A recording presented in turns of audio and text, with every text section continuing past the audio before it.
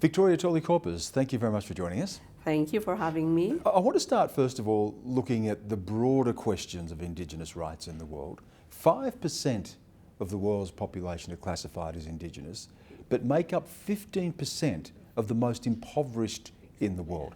What connects those Indigenous communities to poverty? Why do we see such a similar outcome? Well, I think that basically Indigenous peoples are not really provided equal, social and economic services because there's a lot of discrimination and racism against them. And secondly, they are not also given the possibility to develop their own territories, use their own natural resources in sustainable ways and in ways in which they think are relevant for them. So what we're really talking about here too is an historical legacy, aren't we? This is the hangover of the age of discovery, of the age of colonisation, the age of empire. How difficult is it to make amends, if you like, or to build a political architecture that acknowledges that historical legacy but builds something for the future as well? Well, from what I have seen, it's really difficult because many of the nation states which came after colonization have decided that there should be one nation, one culture, one language. Which is fascinating. If you look around the world, there are around 200 nations, but there are 10,000 or more peoples trying to fit into this idea of a nation state. Yeah, so that whole construct of a nation state is really one of the factors that's causing this kind of situation for Indigenous peoples. That's why Indigenous peoples fought very strongly for the article on the right to self-determination. Which is part of the UN Declaration on the Rights of Indigenous Peoples. Exactly, precisely because they would like to assert that they do have their own governments, they do have their own legal systems that existed even prior to colonization and nation-state building, but all these are being undermined or not recognized altogether. Well, what you're talking about there raises a really fundamental philosophical question, and it is this: can a liberal democratic model, the model of the nation-state, be truly intercultural, truly incorporate the rights of groups within a nation-state and democratic order predicated on the rights of the individual? Is this the sticking point? Yes, this is the sticking point because first of all, it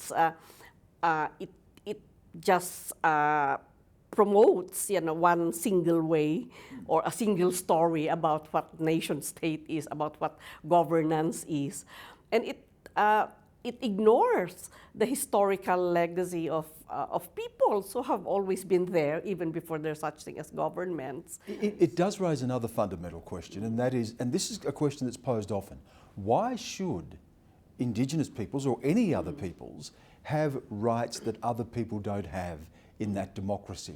Is a democratic model predicated on the rights of the individual something that works for everyone, irrespective of what ethnic group you belong to? How do you counter that argument? Well, first of all, I don't think that it's just simply individual rights. There are also such things as collective rights, a collective right to express your culture in a collective manner, to practice it, as well as a collective right to have an identity as a collective. So I think that's one missing part of the equation, which the UN Declaration on the Rights of Indigenous People tries to address, but that framework is something that has been actually demonized to a certain extent, because it's sort of, when you talk about collective rights, about socialism. Well, when you talk about self-determination, the concern of the state is that here are people who are going to be separate from the nation. That in a sense the nation will be in conflict with itself. No, not necessarily, because it's not as if self-determination means you have to secede. It means you have to be.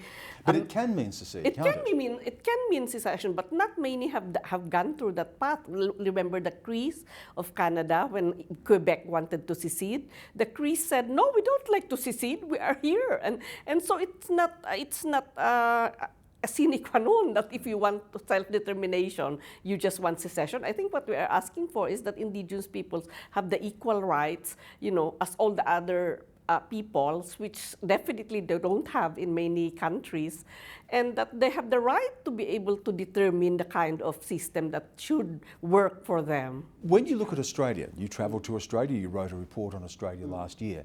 Australia is very unique in the sense that it is the only Commonwealth country that has never signed a treaty with Indigenous peoples. If you look at what happens in Scandinavia, in Norway, with the Sami Parliament, if you look at the treaties in North America, the Treaty of Waitangi in New Zealand, there are mechanisms for political representation.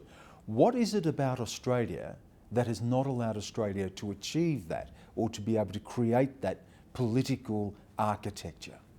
Well, I think that in my report, I said that there's some kind of institutionalized racism in Australia, where of course, constitutionally it took so long to recognize that Aborigines are citizens, and then up to now, there's no legal framework really that recognizes the rights to self-determination and rights to their lands and territories.